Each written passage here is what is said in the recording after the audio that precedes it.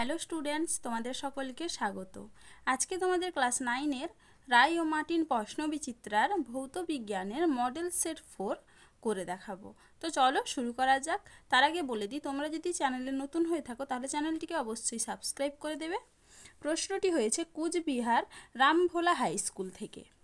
একের দিকে কি আছে? সঠিক উত্তরটি নির্বাচন করে পূর্ণ বাক্যে লেখো। দৈর্ঘ্যের বৃহত্তম একক হলো অপশন বি পারসেক। পরের প্রশ্ন কি আছে? এক আলোকবর্ষ সমান অপশন বি 9.46 ইন্টু 10⁻15 মিটার। পরের প্রশ্ন কি আছে? বলের একক কয়টি মৌলিক একক দ্বারা গঠিত? উত্তর হবে কি? অপশন বি 3টি। পরের প্রশ্ন কি আছে? ঘূর্ণন গতিতে অপরিবর্তিত থাকে? অপশন ডি সবগুলি। এখানে উত্তর সবগুলি হবে। পরের প্রশ্ন কি আছে? রকেটের গতি যে সংরক্ষণ নীতির ওপর প্রতিষ্ঠিত তা হলো অপশন এ রৈখিক ভরবেগ। পরের প্রশ্নের উত্তরটা কি হবে? অপশন এ 10টি। এর পরের প্রশ্ন কি আছে? পরমাণুর মৌলিকত্ব প্রকাশ করে পরমাণুর অপশন বি পরমাণুর পরমাণু ক্রমাঙ্ক। পরের প্রশ্ন কি আছে? নিউট্রনবিহীন মৌলটি হলো অপশন এ সাধারণ হাইড্রোজেন। চলো এবারে গ্রুপ বি দেখে নিই। নিচের প্রশ্নগুলির নির্দেশ অনুযায়ী অতি সংক্ষিপ্ত উত্তর দাও। মাত্রাহীন ভৌত রাশির মাত্রীয় সংকেত ড্যাশ। এটা উত্তর দেখে নাও, আমি এখানে লিখে দিয়েছি। পরের প্রশ্ন কি আছে? একটি মাত্রাবিহীন ভৌত রাশির উদাহরণ দাও। উত্তর হবে কি? কোণ। পরের প্রশ্ন কি আছে? কোন মূল রাশির একক সিজিএস ও এসআই দুই পদ্ধতিতেই অভিন্ন? উত্তর হবে কি? সময়ের একক। পরের প্রশ্ন কি আছে? ক্রিয়া বল ও প্রতিক্রিয়া বল একই বস্তুতে কাজ করে না। উত্তর হবে কি? সত্য। পরের প্রশ্ন কি আছে? 1 কেজি ওয়াট ইকুয়াল টু কত নিউটন? উত্তর হবে 9.4 নিউটন। পরের প্রশ্ন কি আছে? ত্বরণ কাকে বলে? দেখে না উত্তর। ত্বরণ কাকে বলে? তোমরা এইখান থেকে এইটুকু লিখবে উত্তরটা। কোনো গতিশীল বস্তুর বেগ যদি ক্রমশ বাড়তে থাকে তবে সময়ের সাপেক্ষে বস্তুটির বেগ বৃদ্ধির হারকে ত্বরণ বলে। দেখে না উত্তরটা। চলো এবারে পরের প্রশ্ন কি আছে? রৈখিক ভরবেগ কাকে বলে?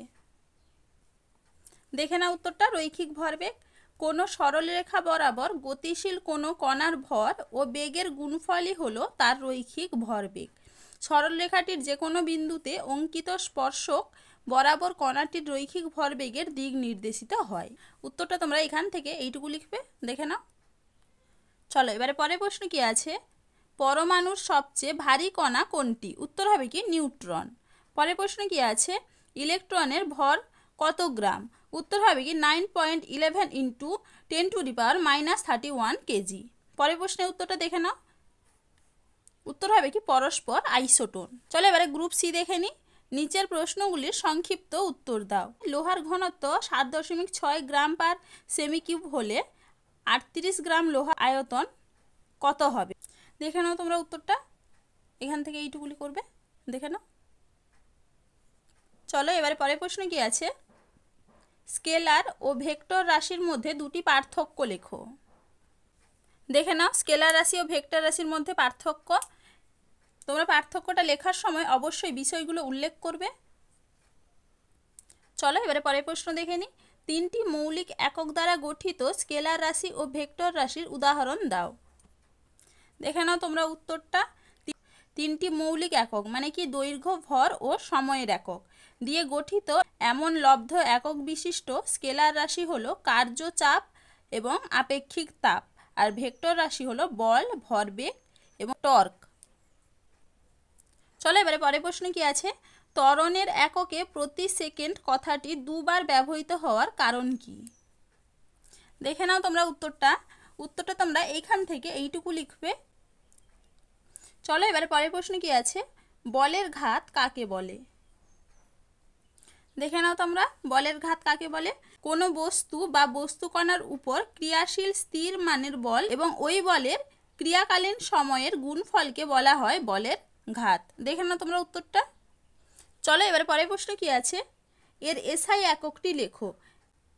কি হবে? Kg into metre into second to the power -1। এবারে পরের প্রশ্ন কি আছে? স্থির অবস্থা থেকে 25 সেমি পার সেকেন্ড স্কোয়ার সমতরণে 24 সেকেন্ড চলার পর কোনো বস্তুর বেগ কত? দেখে নাও তোমরা উত্তরটা, আমি এখানে করে দিয়েছি, তোমরা একটু দেখে নাও। চলো এবারে পরের প্রশ্ন কি আছে, রৈখিক ভরবেগের সংরক্ষণ সূত্রটি লেখো। দেখে নাও রৈখিক ভরবেগের সংরক্ষণ সূত্র, এখান থেকে তোমরা এইটুকু লিখবে উত্তরটা, দেখে নাও একটু। চলো এবারে পরের প্রশ্ন কি আছে, আইসোবারের সংজ্ঞা দাও। দেখো আইসোবার, এখান থেকে এইটুকু লিখবে তোমরা উত্তরটা, দেখে নাও একটু। চলো এবারে পরের প্রশ্ন কি আছে, কোনো মৌলের ভর সংখ্যা কাকে বলে? দেখে নাও উত্তরটা, এখান থেকে তোমরা এইটুকু লিখবে উত্তরটা, দেখে নাও একটু। চলো এবার পরের প্রশ্ন কি আছে, নিউক্লিয় বলের দুটি বৈশিষ্ট্য লেখো। দেখে নাও তোমরা নিউক্লিয় বলের বৈশিষ্ট্য, উত্তরটা তোমরা এখান থেকে এইটুকু লিখবে, দেখে নাও একটু। চলো এবারে পরের প্রশ্ন কি আছে, আইসোটোপের রাসায়নিক ধর্ম অভিন্ন হয় কেন? দেখো কারণটা এখানে লেখা আছে, একই মৌলের বিভিন্ন আইসোটোপের ভর সংখ্যা আলাদা হয় কিন্তু পারমাণবিক সংখ্যা সমান হয়, অর্থাৎ পরমাণুতে উপস্থিত প্রোটন সংখ্যা এবং ইলেকট্রন সংখ্যা একই হয়। মৌলের রাসায়নিক ধর্ম তার পারমাণবিক সংখ্যা ও ইলেকট্রন বিন্যাসের ওপর নির্ভর করে। আইসোটোপের প্রোটন সংখ্যা ও ইলেকট্রন বিন্যাস এক হওয়ার কারণে আইসোটোপের রাসায়নিক ধর্ম অভিন্ন হয়। দেখেন না উত্তরটা। চলো এবারে গ্রুপ ডি দেখে নিই, নিচের প্রশ্নগুলির উত্তর দাও। এক আলোকবর্ষ কাকে বলে? দেখে না একবার উত্তরটা, এইখান থেকে এইটুকু লিখবে। চলো এবারে পরের প্রশ্ন কি আছে, এর সঙ্গে পারসেকের সম্পর্কটি লেখো। বর্ষ প্রাথমিক না লব্ধ একক? এটা হবে কি প্রাথমিক একক। আর এর সঙ্গে পারসেকের সম্পর্কটি একটু দেখে নাও, দেখে নাও তোমরা উত্তরটা। আলোকবর্ষ এবং পারসেক দুটি দৈর্ঘ্য পরিমাপের একক। জ্যোতির্বিদ্যায় দূরত্ব মাপার জন্য এই দুই এককই ব্যবহার করা হয়। এক পারসেক সমান 3.26 আলোকবর্ষ। চলো এবারে পরের প্রশ্ন কি আছে, মাত্রীয় সংকেত কাকে বলে? দেখে না উত্তরটা, এখান থেকে তোমরা এইটুকু লিখবে, দেখে না একটু। চলো এবারে পরের প্রশ্ন কি আছে, ত্বরণের মাত্রীয় সংকেত লেখো। Lt⁻²। পরের প্রশ্ন কি আছে, বেগ সময় লেখচিত্র ব্যবহার করে s = ut + 1/2 at² সমীকরণটি প্রতিষ্ঠা করো।